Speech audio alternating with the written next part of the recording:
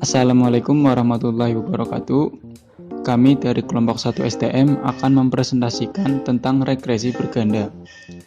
Di sini beranggotakan saya Muhammad Yanuar NIM 270, Windy Ari NIM 274, Sain Wahid NIM 278, Bagas Ari Prasetyo NIM 283, dan Desi Salmiati NIM 294. Pengertian regresi berganda.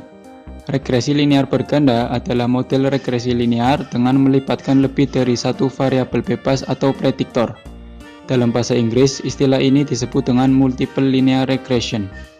Pada dasarnya, regresi linear berganda adalah model prediksi atau peramalan dengan menggunakan data berskala interval atau rasio serta terdapat lebih dari satu prediktor. Regresi berganda berbeda dengan regresi sederhana. Regresi berganda jika jumlah variabel bebas lebih dari satu, sedangkan regresi sederhana jumlah variabel bebas hanya satu saja. Konsep dasar analisis regresi linear berganda. Analisis regresi linear berganda bertujuan untuk mengetahui pengaruh dua atau lebih variabel independen atau X terhadap variabel dependen atau Y. Menurut V. Wiratna Sujarweni, model regresi linear berganda dapat disebut dengan model yang baik atau memiliki ketepatan dalam estimasi, tidak bias, dan konsisten jika model tersebut memenuhi asumsi, normalitas, dan bebas dari asumsi klasik. Selanjutnya, asumsi regresi berganda. 1. Data interval atau rasio. Skala data semua variabel, terutama variabel terikat, adalah interval atau rasio. Asumsi ini tidak perlu diuji. Cukup Anda pastikan bahwa data yang digunakan adalah data interval atau rasio, numerik atau kuantitatif. 2. Linearitas. Ada hubungan linear antara variabel bebas dengan variabel terikat. Asumsi linearitas diuji dengan uji linearitas regresi, misalnya dengan kurva estimasi. Dengan kurva estimasi, kita bisa tentukan ada hubungan linear atau tidak dengan melihat p-value linearitas. 3. Normalitas residul. Residul adalah beda antara Y dengan Y prediksi. Y adalah variabel terikat, sedangkan Y prediksi adalah Y hasil persamaan regresi yang dibuat, sehingga residul dibangun dengan rumus sama dengan Y min Y prediksi. Asumsi normalitas pada regresi linear adalah pada residulnya, bukan pada data per variabelnya. 4. Non-outlier. Data pencilan atau data yang nilainya ekstrem atau lain daripada lainnya. Batasan outlier atau tidak bisa dilihat dari nilai absolut stadentis residul. Jika absolut stadentis residul lebih dari 3, maka sampel atau observasi yang dimaksud menjadi outlier. Saya akan menjelaskan tentang model regresi berganda. 1. Variabel dependen Y, dan 2 atau lebih variabel independen Xn. Model pada populasi. Rumus sebagai berikut. Keterangannya: Y variabel terkait atau response, X variabel bebas atau prediktor, A konstanta, B slope atau coefficient estimate. 2. Model dengan variabel independen. Rumus: Y sama dengan A plus BX tambah BX.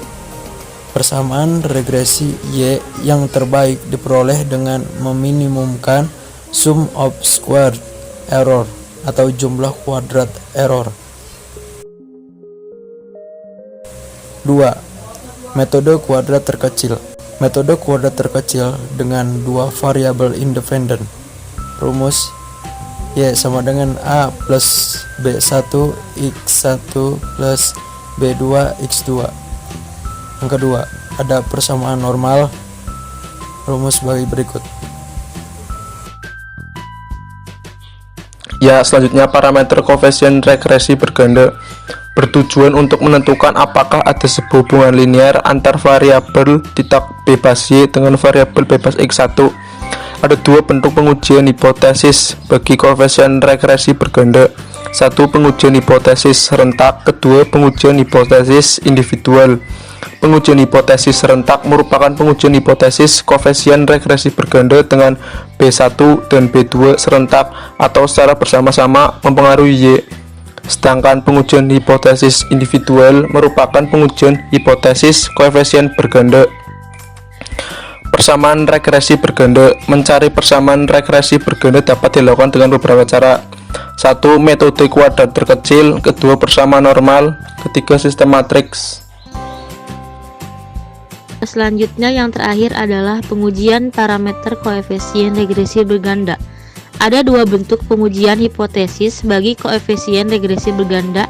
Yang pertama, pengujian hipotesis serentak merupakan pengujian hipotesis koefisien regresi berganda dengan B1 dan B2 serentak atau secara bersama-sama mempengaruhi Y.